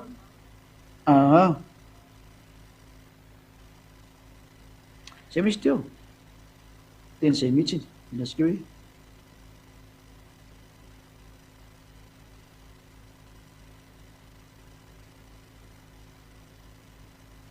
zay vita mihitsy le izy fa zay le tiako tenena hoe manaisitra ny voalohany izy a mba ampitoerany amin'ny faharoa mandiny fahasivy zany izy ka eto zany ten'Andriamanitra de milaza mihitsiny hoe tena rava ny didy fosy lana mose ozy nareo hoe fisoronana nge io teneny io e ka ny fisoronana nge ao anatin'ny lalàna mose lovaka itsika indray ary zay ary lalàna mose fa tratran'le didy hoe tsy azo anapina tsy azo nesorana vo ny vakitsika teo zay levitikos toko fahenina ambiny folo zao vakitsika ny levitikos toko fahenina ambiny folo hoe de any andininy fafaraparany any ny jerevantsika zao vakitsika aminomko andiny fahenina amby roapolo ka hatrany mandiny fefatra amby telopolo any ity lalàna fisoronana ty Leviticus 16 manomboka amin'ny 26 ka hatrany amin'ny 34 hoe ity lalàna fisoana zay tsy azo anapina tsy azo nesorana ao anatin'ny lalàna mose io ary lay mandeha zany de tosika lavidafa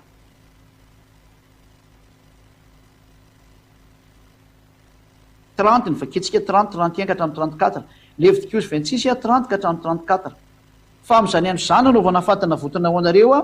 hanadiovana anareo ka ho madio afaka amin'ny fahotanareo rehetra eo anatreny avay anareo 31 et 32 ary ny mpisorona zay hosorona sy atokony mpisorona hisolony rainy de anao fanavotana ary tafiny fitafiana rongofotsy izy de ny fitafiana masina de anao fanavotana ho amin'ny fitoerana masina izy ho any tranolay feona sy ny alitara sy ny mpisorona ary ny olona rehetra amin'ny fiangonana ary lana mandrak'izay ho anareo zany hanaovana fanavotana ho an'ny Israely indray mandeha sataona hanafany fahotany de nataony arona araka ny zay efa nandiny Mose anazy eto zany hoe misy zatra atao isataona fanafana fahotana iny izy io de mamaly an'izay ary ny andininy fahenina amby roapolo ary lay mandeha fanjoniosila ho any Azazela dia nasa fitafiny ka handro amin'ny rano vao mahazo makeo atoby ilo zay misy osilaray atao fanatsy ary ny vatotrombola natao fanatsy ny ota sy ny osila natao fanatsy ny ota zay efa nampidirina atao fitoerana masina ny rany anaovana atao fanavotana de hoentina mivoaka hoeny amin'ny ivelan'ny afo ny odiny sy ny enany ary ny tobony ary hodorana ny taindroroany zay io zany hoe misy fanatitra atao de mandesa taona tsy maintsy atao io lay nyresana atao amin'ny Hébreux 10:26 teo io lay hoe tsy azo anampiana Deutéronomie 4:2 Deutéronomie 4:2 zany lalàna zany le hoe Deutéronomie 4:2 aza ampianareo ny teny zay nydiko anareo ary aza ny esoronareo fatandremo ny didiny avy Andriamanitra reo zay nydiko anareo mazava zany io teny io fa tsy azo ny esorona didin'Andriamanitra tsy azo ny ampiana ny fisoroana zany anareo zay mandre de tsy azo ngodona atao anatin'ny didy fosy lalàna Mose satria ny lalàna de miteny hoe ny didiny ava aza nampiana aza ny esorana ka raha ny alana zany ny fisoronana le fanekena misy didy folo mihitsy nge zany rava ny dikan'izany zay le hoe manesitra ny voalohany izy le fanekena voalohany miongotra mba ampitoerany an'le faharoa le fanekena faharoa zay le hoe rava ny didy fosy lalàna Mose potika iny miaraka amin'ny fisoroana fa miditra kosa ny fanekena vaovao misy ny fisoroana ny Yehosoa lasa mpisorona ny eo amin'ny Yehosoa satria olona masina izy zay ny atao amin'ny Yehosoa fanekena vaovao ary zay fanekena vaovao zao izy zay arahana amin'ny Yehosoa zao zay toriko aminareo zao rava ny didy fosy lalàna Mose ho azy tsy teo faty manjotsiry zay ny dikan'iny tenin'Andriamanitra iny de misy ndray ny fanontaniana ahoana zany lay fitenin'ny olona fa manamafy ny didy folo natongavany Yehosoa hoe zay le Matthieu 5:18 hoe am'le hoe tsy tonga ny rava fanatanteraka de iny ny dikan'zay hoe manamafy ny didy folo zay de efa nazavaiko teo fa tsy manamafy ny didy folo mihitsy le teny fa ny zavatra nisy ara nandrava didy folo ny nataony fa ny dikan'iny teny iny de tsy manamafy didy folo fa lay teny milaza azy ao amin'ny salamo sy ny lalàna ary mpaminany zay no tanterahany zay ohatra lay hoe ny anaran'ny Yehosoa de nivoaka araka ny tenen'ny Mose anazy ohatra tsy misy hotapahana ny taola ho any amin'ny lalàna Mose misy an'izay ny eo ampaminany kosa de misy andry lay teny nisy ampaminany hoe zaza no teraka ao atsika ao Betlehema ny Jody no teraka eo zanak'Andriamanitra io any amin'ny boky Mika zany rehetra zaza de nisan'ny tenin'ny mpaminany ary izy de no ampijaina sy hovolona noho ny amin'ny fahotantsika boky nisy andray misy an'izay reny le milaza amin'ny salamo ny eo ampaminany azafady ny eo amin'ny salamo kosa de le hoe ary de nanaovany filokana ny lambako reny zany de io manaovana filokana tokoa miaramila ny lokan'le akanjony zay le hoe nanaovana filokana ny akanjo ao amin'ny bokyny salamo zay reny le hoe tsy maintsy ho tanteraka zay teny milaza ao amin'ny lalàna mpaminany ary ny salamo de matoika fa ohatsika rehetra zay nandeha fandefana marina tena mazava tsara ny fanazavana teo araka zay nataon'zay adia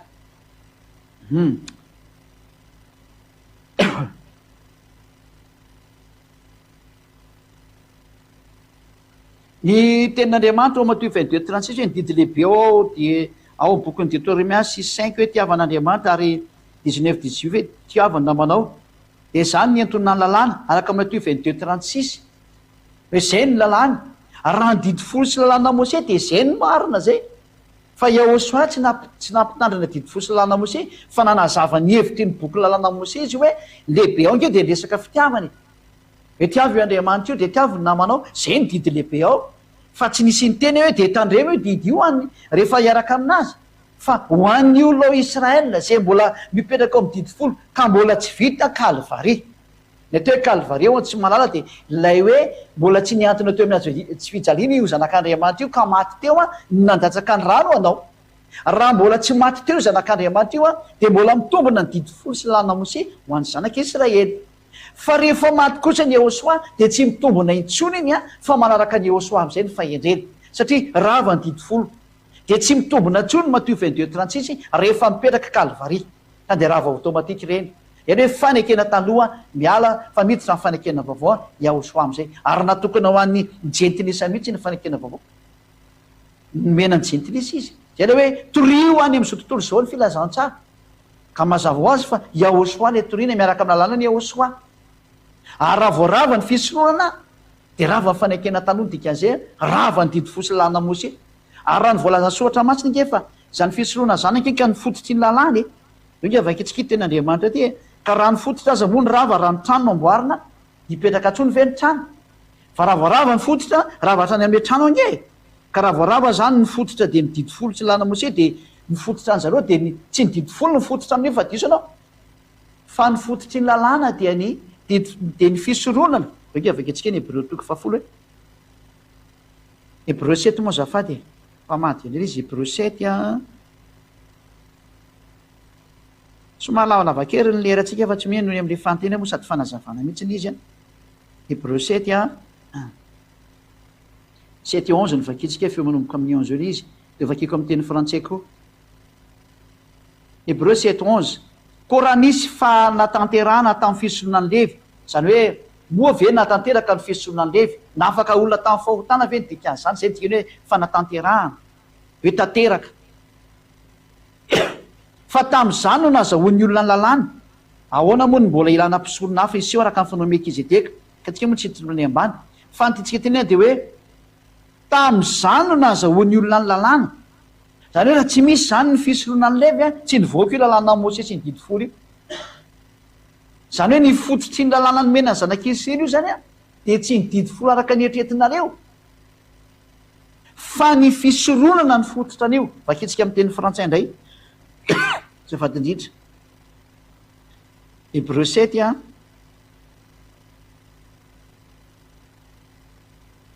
hebreu 7 fio misy teo 11 Hébreux 7 11 si donc la perfection avait été possible par le sacerdoce lévitique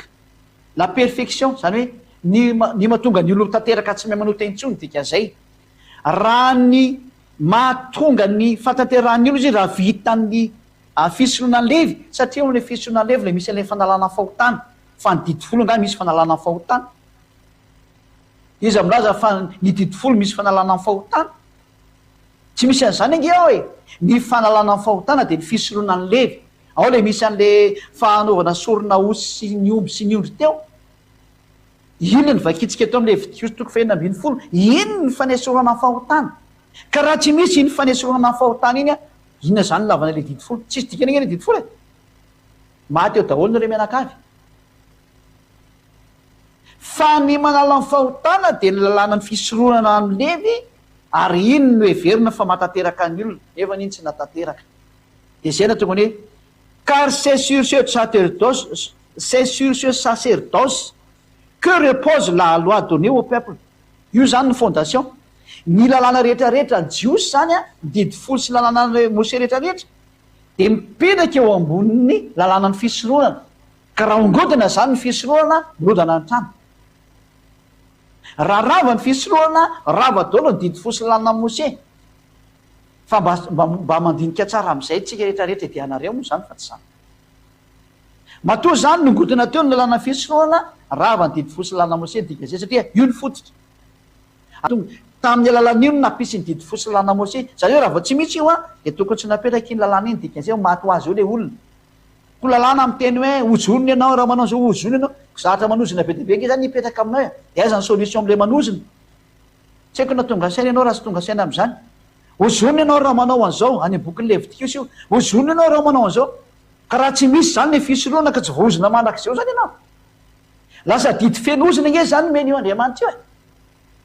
fa le fisoroana kosa no nomena mba hanesorana an'le ojina mba hatonga no tanteraka nefa tsy natanteraka le didy folo sy lalàna Mose porofon'izany mbola manao fisoroana isa-taona ianao ka raha mataona mbola manao fisoroana mbola mpanota ny dikan'izay ary zay no mahatsara ny atao amin'ny Ôsoa mahafinaritra be a tena voninahitra n'Andriamanitra tsy mahay manota intsony zay atao amin'ny Ôsoa tsy mila fisoroana intsony eo amin'ny Ôsoa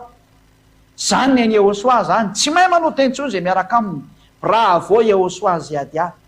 teka ho any Ôsoaky mihitsy a bravo be ho any Ôsoa tena fady be mihitsy zay ady a ho an'izay faly koa mitehaka daholo ho any Ôsoa dika zay ka raha voarava zany le fisoroana de raha vadolodolo ny lalàna rehetrarehetra tsy ny didy zay de i moa le tratran'le teny hoe raha ohatra ny hoe ny fisoroana rery ny sorona de tsy azo anapina tsy azo ny sorona de autorme 4 no miazona anao a tsy azonao atao zay noho zany raha vy ny sorona fisoroana rava daholo ny didy folo sy lalàna Mose satria bloky ray tsy afaka misaraky reo zay no mahatonga ny hoe ravana eo fa tena tsy mety tsony e ny fisoroana rava le didy ao tsy mety izy Josoa dia nyravana fa nampiadiny Jiosy ny Jentilisa tsy mahatanteraka dia nyravana ianao nke zany ny adaladala raha mbola hitazona an'io adalalana ianao ka zay le fanazavana an'io fa miezaka moa zany manazavatsika foana ny hoe raha mbola misy fanontaniana zany dia satria moa tena tsara be ny ohatran'izao indrindra ohatra ny ampitan-dranomasina raha vao maheno ny sujet mantsisy hoe rava ny didifolo tsy maintsy ho taitra daholo ihany kanefa hoe vita ny Calvarie vao tokony rava ny didifolo ny lalàna Moshe ny nahatonga ny Yehosoa nefa nitsaka ny sabata sady satria izy tsy mitandrina didifolo tsy nisy Yehosoa mitandrina didifolo zany na indre mandeha azy fa ny didifolo na tokony ao amin'ny zanak'Israely dia izy koa mba tonga tao dia nanaraka ny Zitao fa izy tsy nitandrina ny fiainan'ny olona zany manao an'io dia mba mandeha izy fa izy tsy nitandrina io zany porofon'izany nitsara raha ny natonga anazy hoe nitsaka ny sabata nefa mbola tsy maty akoriny izy dia nidikan'iny izy tsy nandeha tao anatin'io didifolo io zay ny marina tamin'le izy fa raha nitandrina didifolo izy dia tokony nananja sabata fa zany ny profa na Yehosoa raha tsy nitandrina sabata zany tsy nitandrina didifolo zany izy efa tonga tety ary lazana amin'ireo olombelona rehetra fa tsy nitandrina sabata sy didifolo zany io zanak'Andriamanitra io araka ny zatra hita sarotsitry kony sabata mihitsy ny izy no nampibata olona tamin'ny andro sabata oke vakitsika zay teny zay rika hatramin'ny bokin'ny Jeremia tsy azo ataonge zany Jeremia toko fafito ambin'ny folo Jeremia 17:21 oke notsika ty teny ty Jeremia 17:21 zatra fady mihitsy ingena mpanaovany Yehosoa io Jeremia 17:21 vakitsika etrehtra ohatsika ny tokantrano Jeremia 17:21 ka hatramin'ny 22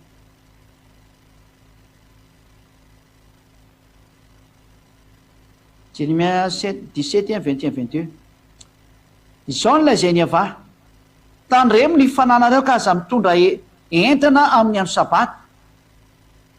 nefa ny Yehosoa nampitondra entana tamin'ny andro sabata zay voleny dia efa tsy mety ary aza mampiditra entana amin'ny vavahadin'ny Jerosalema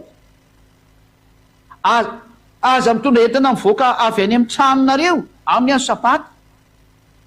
na manao raha akory fa masino ny andro sabata arak'izay efa nandidiko anareo eto zany ny tenin'Andriamanitra mihitsy milaza hoe aza mampitondra entana na mitondra entana amin'ny andro sabata vakitsika aza mitondra entana ka raha mampitondra moa zany tsy vao may loza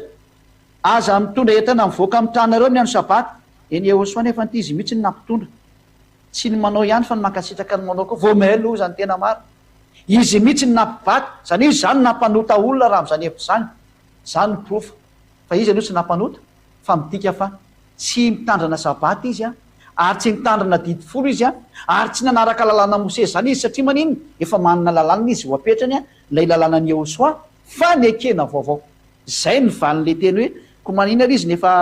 nanitsaka sabata kosany nefa ny didifolo mbola tsy vita akoriny dia zay ny valiny satria tsy mitandrina an'io hatramisy voatonga dia efa tsy mitandrina an'io izy zay ny valiny trika fa mazava-be zay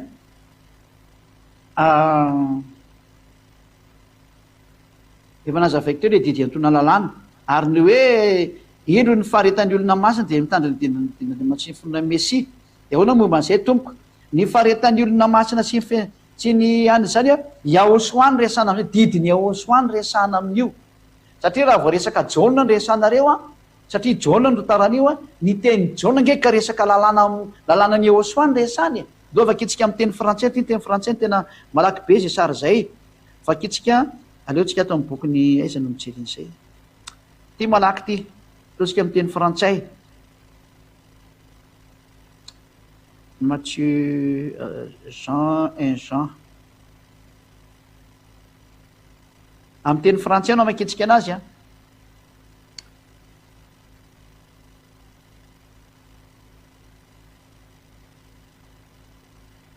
1 Jean chapitre 1 aiza moa zany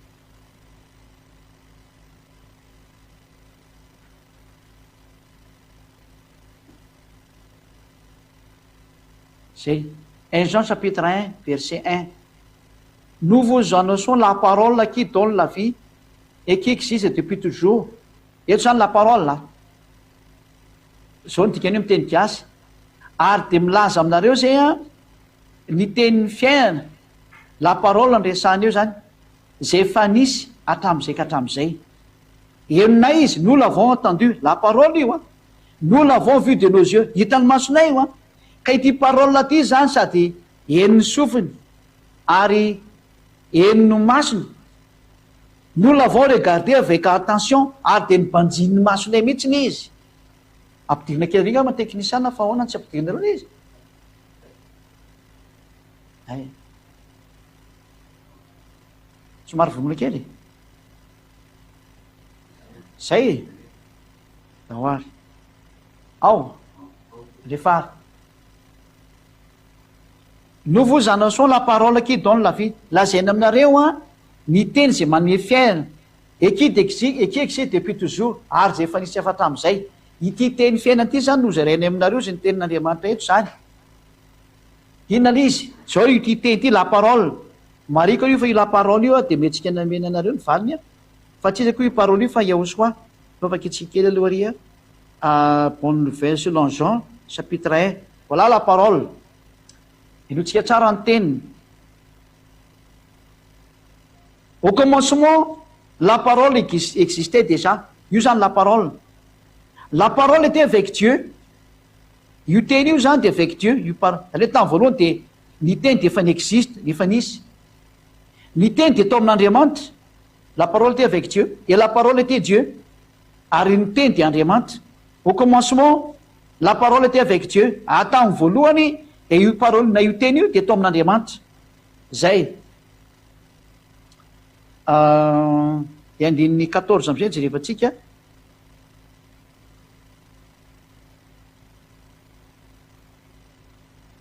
la parole est devenue un homme et il a été parmi nous ary io parole io na io teny io de tonga tamin'ny olona ary lasa olona ary ny olona niaraka tamintsika izy nous avons vu sa gloire hitanay ny voninahiny cette gloire il la reçoit du Père azany voninahiny zany a de nraisiny tamin'ny dadany zay zany hoe la parole resantsika eto zany a de Yahosoa lay teny tonga nofo voilà dao izy tsy am'izay tsika rika hatramin'le Jean chapitre 1 efa azonao nietreritra zany fa resaka teny Yahosoa ty resana amin'ny parole ty 1 Jean chapitre 1 verset 1 nous vous annonçons la parole qui donne la vie de lazaina aminareo ara lay teny zay mitondra fiainana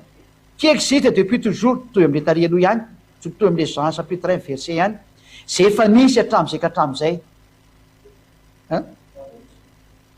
nitsika kelinay zay ndao aloha vonotsika ao zay fa zay mijery moa zany ina le sary teo sariny vady Ziadia iny fa de misy gagy hoe izy io sarina vehivavy anaty telefony hoe sariny vady Ziadia iny zay nous vous annonçons la parole qui donne la vie de ambaranay aminareo ny teny zay manome fiainana et qui existe depuis toujours ary zay nisy efa hatramin'izay ka hatramin'izay nous l'avons entendu hitanay io parole io na io teny io hitanay io nous l'avons vu de nos yeux hitany masonay io ka Yahosoa miresahana io nous l'avons regardé avec attention ary de nibanjininay mihitsy izy a miaraka amin'ny fitandremanay mihitsy raha ataontsika isotra zay zany nous l'avons touché de nos mains nyraisinay tamin'ny tananay io dika zany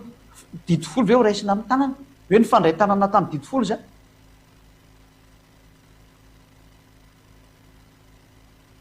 la parole qui nous avons entendu nous l'avons vu de nos yeux zay le zay ditindray tsika ao amin'ny andiny fafiry moa le misy an'le hoe didy vaovao ny mekana hoe tsy didy vaovao fa didy hela aizy nandre jerevako indreny aloha ato fa io moa le tena fanteniny loatra ty zay ny anjako hoe lay didiny Yahosoa ange tena ino mamaly an'le apokalypsa le hoe tsy mitandrina ny didin'Andriamanitra de ny finoanany Yahosoa ino mamaly anareo io satria tenin'ny Jaona io a de aloha Jaona ny amaly anazy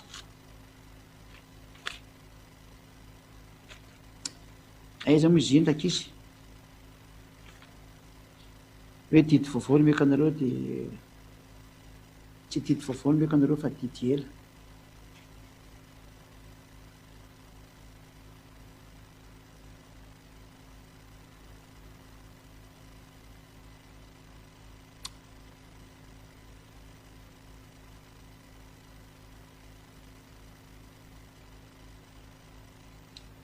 aiza ho misy an'iny de azokely hoe direvo kely izy satria iny mihitsy ny resantsika an'izy.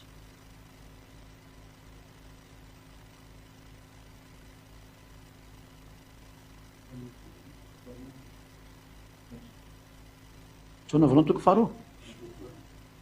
andiny fafito 2:7 ie io mihitsiny izy 1 Jean 2:7 am'izay ny vakitsika zany 1 Jean chapitre 2 verset 7 voilà ty zany nijerevantsika le hoe didiny Iosoangy io resany io 1 Jean chapitre 2 verset 7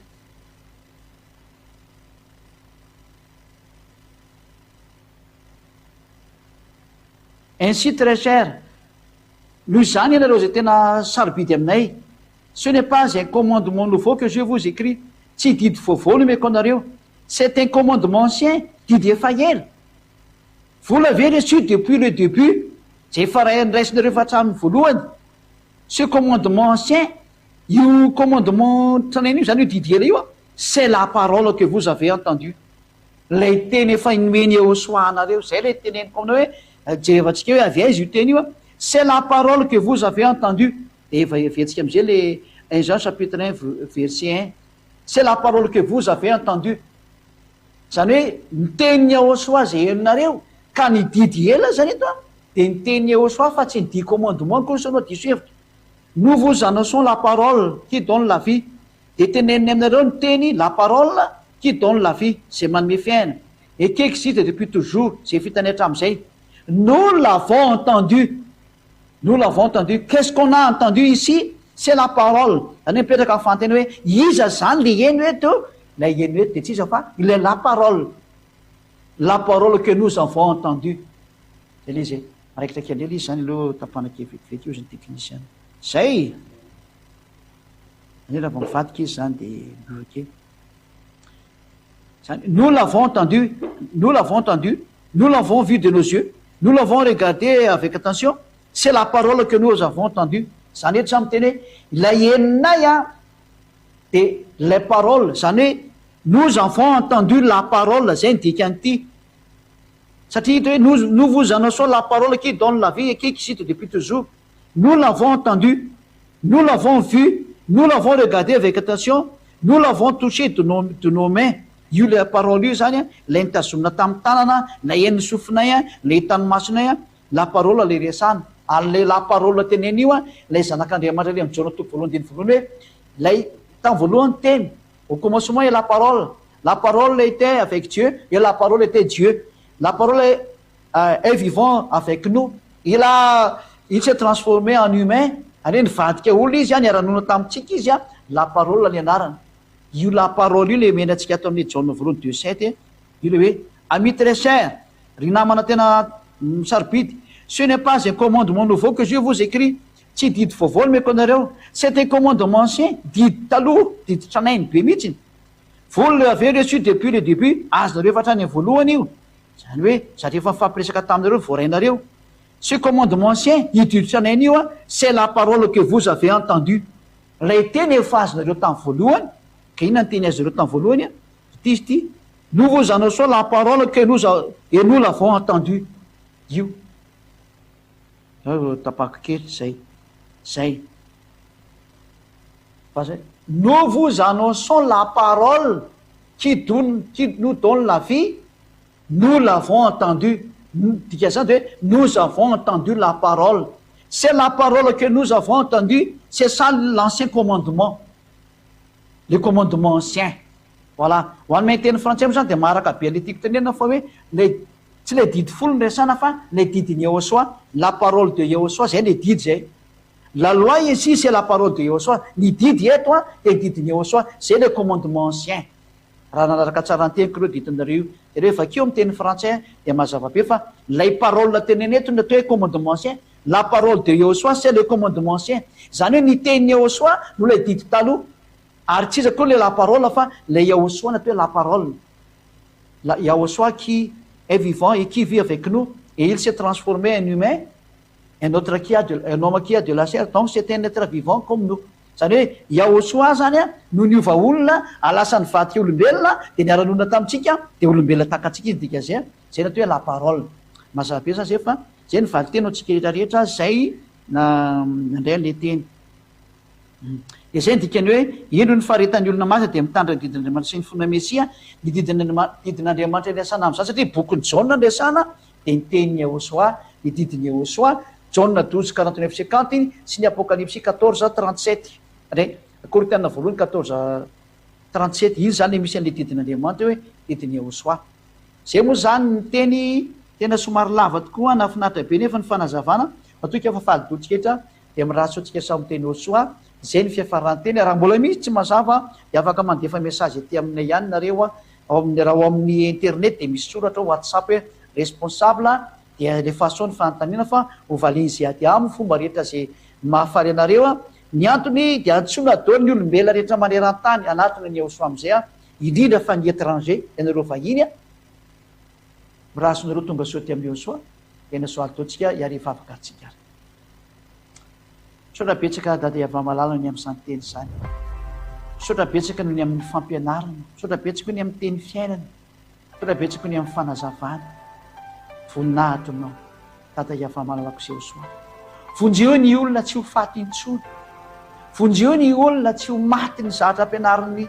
reo fanahy ratsy devoly satana ireo zay mbola mamadika ny atsarany efa vitanao efa nanova fany akely anao de mbola didino zareo iverina foana ny olona sotranao dada Iava sy Yahosoa fa ny rahanao sy ady lay zanakao dada Iava lay zandrinao Yahosoa hitondra ny atsarana sy ny famonjena ho an'ny olombelona voninahitra nao mandrakizay ka io teny sy ny fampianarana hitondra soa ny olona zay voalatra ny amin'ny fiaina vonjeo am'izay ny afafirena rehetra dada Iava zay rehetra ny ampitan-dranomasina vonjeo daholo dada Iava-malala vonjeo zay voalatra ny amin'ny fiaina mandrakizay afaingano ny fidiran'izy rehetra tamin'izao fanjakana masina zao misotranao afa tsy tarehdrehetra ny dada malaka Iava fa hofaingana de hofaingana ny asany misotra betsaka dada malaka voninahitra nao mandrakizay amin'ny anaranao Yahosoa anaovana izany vavaka rehetra izany halleloia amen